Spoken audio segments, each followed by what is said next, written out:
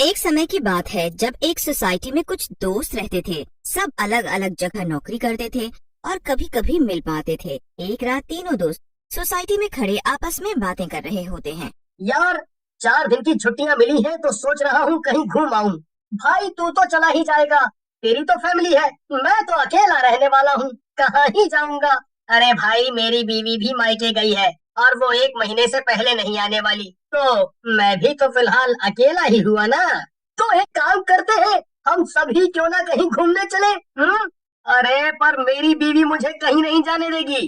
तो एक काम कर, अपनी बीवी को तू भी किसी बहाने से मायके भेज दे। अरे वो मायके से परसों ही तो आई है। फिर तो एक ही तरीका है, तू उसे कोई ऑफिस की मीटिंग बोल दे और बोल दे 4 दिन बाहर ही रहना पड़ेगा। हाँ, ये सही आइडिया है, आज मैं अपनी बीवी को यही बोलूंगा। बस फिर तीनों दोस्तों का मनाली जाने का प्लान बन जाता है। राहुल अपनी बीवी से झूठ बोल देता है और बस तीनों दोस्त छुट्टी वाले दिन चुपके से एक एक करके सोसाइटी के बाहर निकल जाते हैं। उसके बाद वो एक जगह मिलते हैं। कपिल अपनी गाड़ी लेकर आता है और तीनों फटाफट उसमें बैठकर निकल पड़ते हैं। सब लोग हंसने लगते हैं और मयंक का खूब मजाक बनाते हैं। हंसी मजाक करते करते वो लोग मनाली भी पहुंच जाते हैं। चारों तरफ बर्फ और ऊंचे ऊंचे पहाड़। अब तो तीनों की ठंड से कुल्फी जमने लगती है। तभी उनकी नजर एक बुढ़े पर पड़ती है। इतनी ठंड में वो बूढ़ा आदमी बस एक धोती पहने चला रहा होता है। तीनों उस बड़े आदमी को ऐसे देख बड़े हैरान होते हैं। फिर वो उसे रोककर पूछते हैं, अरे बाबा, इतनी ठंड में ऐसे बिना कपड़ों के क्यों घूम रहे हो, मर जाओगे। मेरी चिंता मत करो, तुम अपनी चिंता करो। अब क्या मतलब? मतलब यही कि आगे पहाड़ खिसक गया है तो उस तरफ जाना खतरे से खाली नहीं है। अब तुम ये जो इधर से रास्ता जा रहा है वहाँ को निकल जाओ। अरे पर हमें तो पता भी नहीं कि ये रास्ता कहाँ जा रहा है।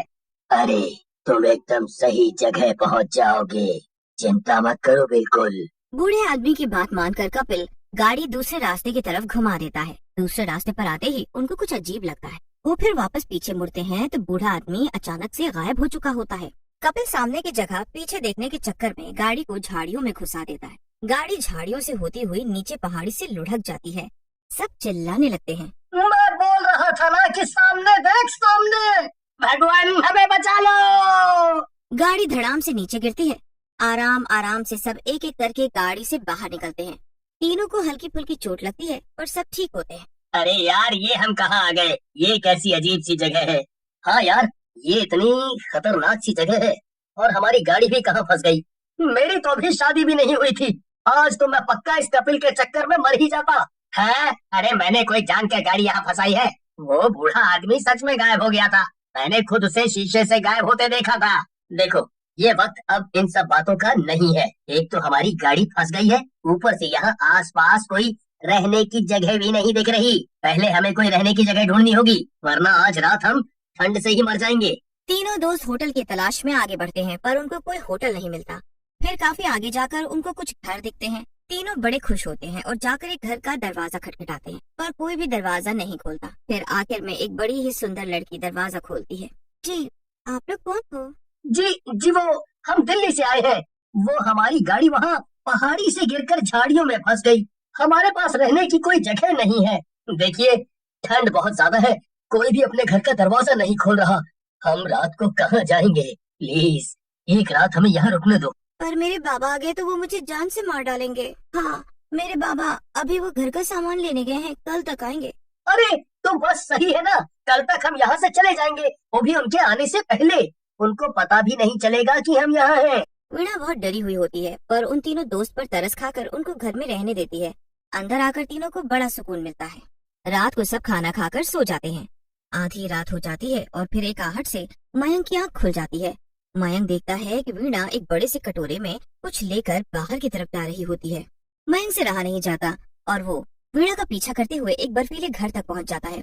वीणा बर्फीले घर के बाहर खड़ी होकर आवाज दे रही होती है। आवाज सुनकर बर्फीले घर से एक अजीब सा हाथ बाहर निकलता है जो कि बहुत ही डरावना होता है।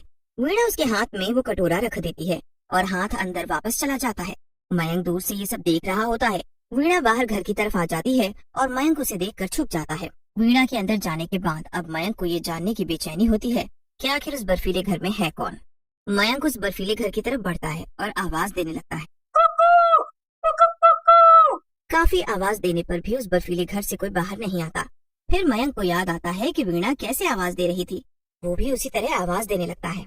आवाज देते ही बर्फीले घर से वही डरावना हाथ बाहर आता है, जिसे देखकर मयंक की हालत खराब हो जाती है। खाना, खाना।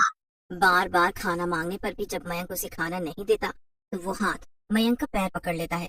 मयंक बुरी तरह चिल्लाना शुरू कर देता है। मयंक के चिल्लाने की आवाज सुनकर सब उठ जाते हैं। सब हड़बड़ाते हुए मयंक को ढूंढते हैं, पर वो अपनी जगह ही नहीं होता। उसके बाद सब बाहर आकर देखते हैं, तब तक वो हाथ मयंक को अंदर ले जा चुका होता है। अब सब लोग मयंक को इधर उधर ढूंढने लगते हैं, पर मयंक का कहीं कुछ पता ही नहीं चलता। तुम दोनों परेशान मत हो, हम उसको मिलकर ढूंढते हैं। अब तीनों लोग आधी रात में मयंक को ढूंढने लगते हैं, पर उसका कोई पता ही नहीं लग पाता। ढूंढते ढूंढते सुबह हो जाती है और फिर वीणा की नजर बर्फीले घर के बाहर पड़े एक जूते पर पड़ती है। वीणा आगे बोलने ही वाली होती है कि इतने में उसके बाबा वहाँ आ जाते हैं और वीणा पर जोर से चिल्लाते हैं। बाबा, बाबा, वो रात को ये रास्ता भटक गए थे और अब इनका एक दोस्त बर्फीले घर में ही चला गया है।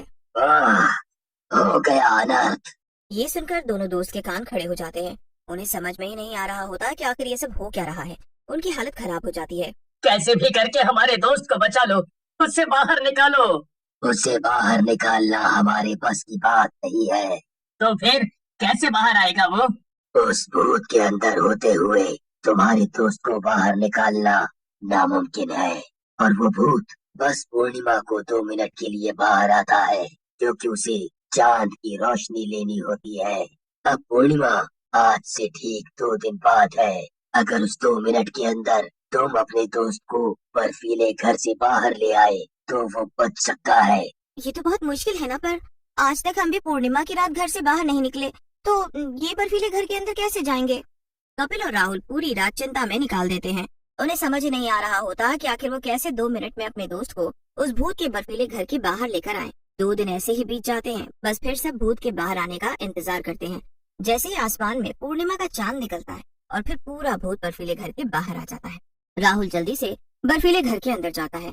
वहाँ देखता है कि मयंक के पैर बर्फ में जमे हुए हैं और वो हिल भी नहीं पा रहा है। राहुल जल्दी से अपना थैला निकालता है, जिसमें ढेर सारा नमक भरा हुआ होता है। वो मयंक के चारों तरफ अच्छे से नमक डाल देता है। उसके बाद वो भूत के अंदर जाने से पहले बाहर आ जाता है। भूत अब अपने बर्फीले घर में वापस चला जाता है। बस फिर चारों बाहर बैठकर इंतजार करते रहते हैं। अंदर धीरे धीरे मयंक के पैर के आसपास की बर्फ पिघल जाती है। जैसे ही फिर भूत की आंख लगती है, मयंक जल्दी से बाहर आ जाता है। मयंक के बाहर आने के बाद उसके दोस्त उसे गले लगा लेते हैं। अब तीनों दोस्तों के मन में ढेरों सवाल आ जाते हैं कि आखिर कौन था वो बूढ़ा जिसने पहले उन्हें गलत रास्ते भेजा और फिर उसी की बेटी ने उन्हें अपने घर में भी रखा। वो लड़की उस भूत को खाना क्यों देती थी और उन्हीं लोगों ने मयंक की जान बचाने में